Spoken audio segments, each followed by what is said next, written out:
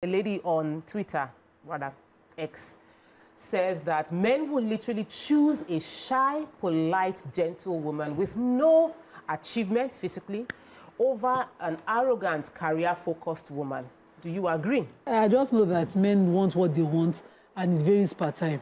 So what they want in 2009 might change in 2015. Yes. Yes, because I remember when my husband met me, he kept saying, no, I like your ambitious nature, I like your vibrancy, I like your clinical. When my vibrancy now turned to, I miss your... Turn it down.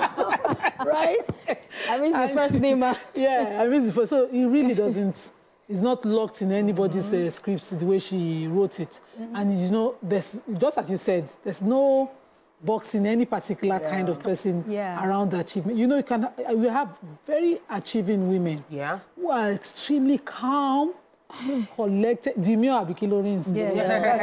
You know, and they're like that. But when you see the profile, oh my goodness, you'll be more than intimidated. And they cannot even shout. Whereas the ones that are shouting, that they are just there gathering the certificates, no real achievement except you know what they spend money for. Because a friend of mine loved this girl so much. He married her. She said, oh no, I'm a PhD student. Only to find out that she had not even done masters. He started funding it that, okay, she has ambition. She have added the masters. She's now doing the PhD. She have almost added the PhD. But she has never worked. No work experience, nothing. Really, but if that's what you call an achievement. Plenty the books are high. You know, if you want a woman who has a business, who did not even have those PhD and masters, but she had a business. I had one who had a business. She had started hairdressing early, and now she has a huge salon. She knows the business of hairdressing, but she knows to go school, pass her WAEC. She traded, learnt the trade, and learnt the business of job. She knows how to put the monies aside. She pays her rent, she does her business. So is that what you're looking for? If you want book, a day. If you want skill, a day. You want business. Achievement vary. Choose the one you want. If plenty, where. You know, different women and what they call goals and what you want as a goal. And I have one that I like to align with whenever it suits me. Because if not beside I go to school, I'll just have been a good mom. You know? She does it well. She does it well. I regretted not finishing skill with a friend of mine. I hope she's watching. But when she finished learning skill, she started tailoring. She thought, okay, I'll do this business as a tailor after graduating from Delsu. So she went into the business and she started learning it. While she was learning, I was struggling to finish diploma in law and I want her to be a lawyer. This, my friend, finished that. Finished her tailoring, and then UBA called. And then she got employed. So she has that skill on one side. The business is blooming on one side. She's doing the corporate life on one side. She moved from there to another bank. She's using the money, and I'm there. Really, that time I used to help her to tie the end of all her, because she used to do these hair ruffles. So we'll finish it for her. We'll pack it. When she's going to supply the women, I'll be following her. She's my best friend. I'll be following her, but I did not jump and do that thing then. So now I'm looking at her and looking at all the skills she's with. Which achievements do you want? I know that many people take our show as like a Bible truth, you know, and we also need to learn to balance. There are some women that, despite having children and all of that, their reality is, I must dish food for my husband. Like, they would dish the food and serve.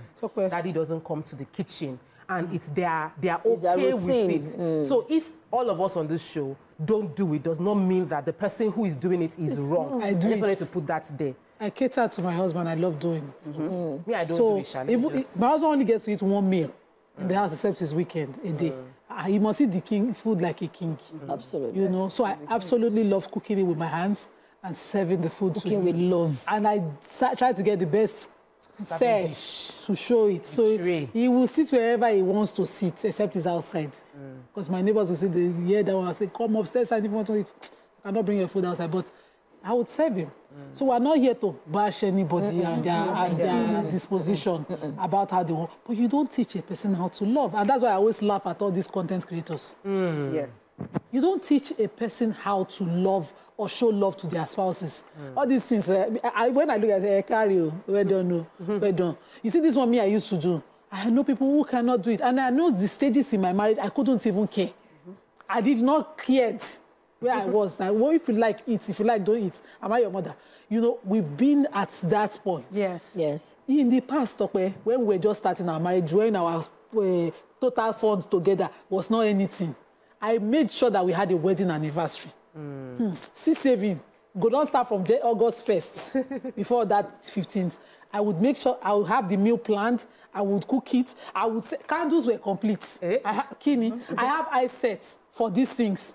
My husband would just, he didn't know. If I had left him the way I met him, he would never really have bothered. But I wanted it. I don't need a budget for it. I don't need you to take me to I will put the whole works in place. Yes. Yeah. If you love someone, you need a manual. So put it some manual to now, and they are learning. Candle no day. And okay, but for last year, one candle. This year, not at all. Maybe next year. You know, depending on what things will change. But you don't teach a person how to love. What this country